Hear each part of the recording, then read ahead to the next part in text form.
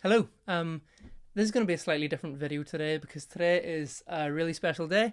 Today is my 2 year anniversary with my wonderful wife. This day, 2 years ago, I married the love of my life, the one and only Hannah Egan. And I thought I would take this opportunity to talk a little bit about that because when we were getting married on our wedding day, I, as grooms do, stand up and I gave a speech and I talked about how a lot of the circumstances and events that were really like God ordained that led to me meeting Hannah. I can stick it on the end if you want to watch that. But in that speech, I didn't really talk about all the reasons why I love Hannah, which I totally regret. In hindsight, that was a dumb idea. I think I just wanted, I don't know, keep my speech short or something. But I didn't talk about that.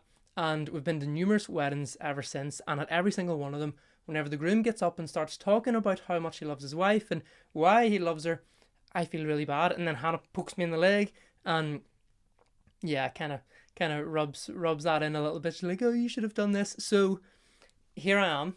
It is 2 years on, but I thought this would be a good chance to just say these are all the reasons why Hannah's so amazing, why I love her. So Maria, I hope you're not too embarrassed. I love you very much. Here's why. So Hannah is, if you know Hannah, then I'm sure you do love her. Everyone who knows her loves her. She is just such a great person. Um, the reasons why kind of everybody loves her. The first one that kind of came to my mind is that she is so kind and so unselfish. Because for so many people, myself included, the world kind of revolves around me and the world revolves around my needs, and I look at everything through my wants and desires, and it takes a lot of effort actually to shift that perspective and to think outside of myself. But for Hannah, that just seems to come so easily that her first thought, her first priority is never herself and what she wants, it's what other people need. And that is such a Christ like, such an admirable quality and characteristic that has challenged me, and that has made me want to be a better person because I see that in her and I see the blessing and the joy it brings to other people. I wanna try and be like that because she's like that, and she is like that because Jesus is like that. And so that is just one of the amazing things about Hannah.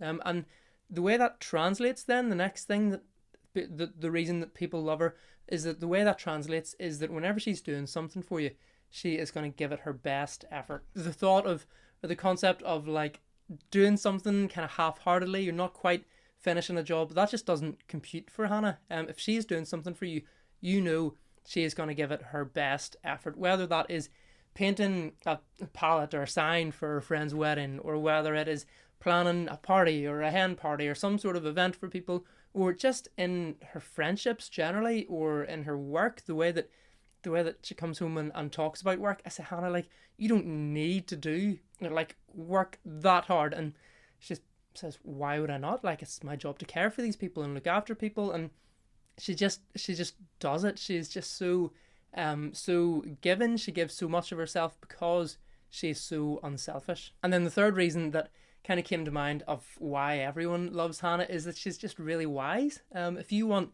advice or direction or guidance on a particular thing, if you want to know how to do something or what's the best way, then Hannah's the person to ask. I constantly find myself going to her for advice, being like, Hannah, what should I do in this situation or in that situation? She is just a great person to have in your life to be able to ask those questions. And if she is that person in your life, if you do have that relationship with her, then you're so incredibly blessed with that. And I think the reason that she's able to do that is because she understands people and she understands life. And in with that understanding, she's able to see situations in a really special way, and she's able to keep a level and clear head about it and give good advice. So Hannah's the best person for advice. But then obviously I am her husband, and so I love her even more than other people, which is amazing. And there's just like countless reasons for that. The ones that immediately come to mind are, first of all, that she loves me in spite of all my crap. We've been together nearly 9 years. She's seen a lot of that. But in true, you should have seen the state of me whenever we started going out. I was just some scrawny kid, and I dressed like I'd been dragged backwards through Primark, and Hannah was a straight 10, like, honestly. Also, she hasn't aged, like, looks exactly the same. But in true godlike fashion, and not looking on the outward appearance, but looking at the heart, she saw that in me, as she does with everybody.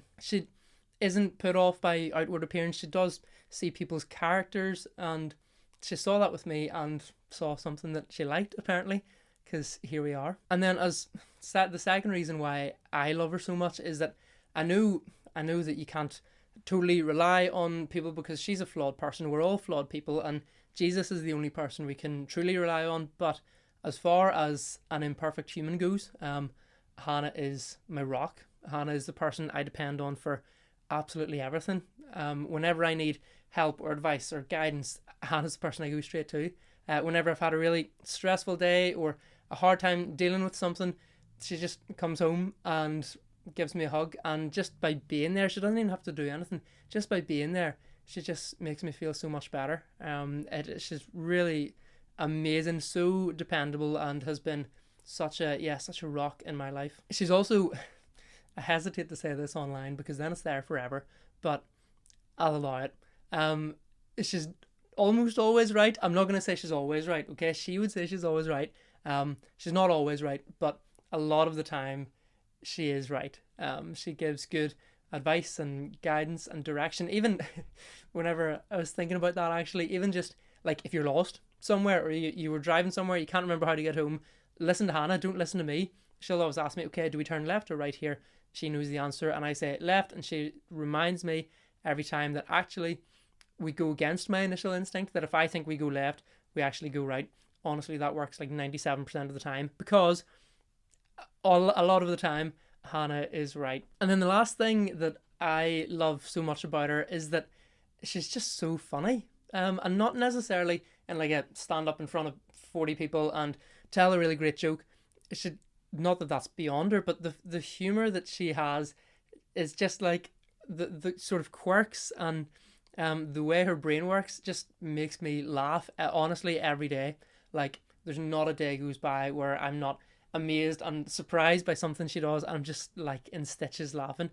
She makes every day so much brighter just with all of these funny wee things that she does. The other day I was standing in the living room, she's in the kitchen making her breakfast, and she just starts singing I Ga Do, like I Ga Do Do Do, but then she doesn't know the rest of the words, so she just kind of makes them up. And she does this with a lot of songs. In my younger days, in my folly, I would have corrected her and be like, no, Hannah, those aren't the words. It's actually, but now I kind of just let her crack on because I prefer her words to the actual words.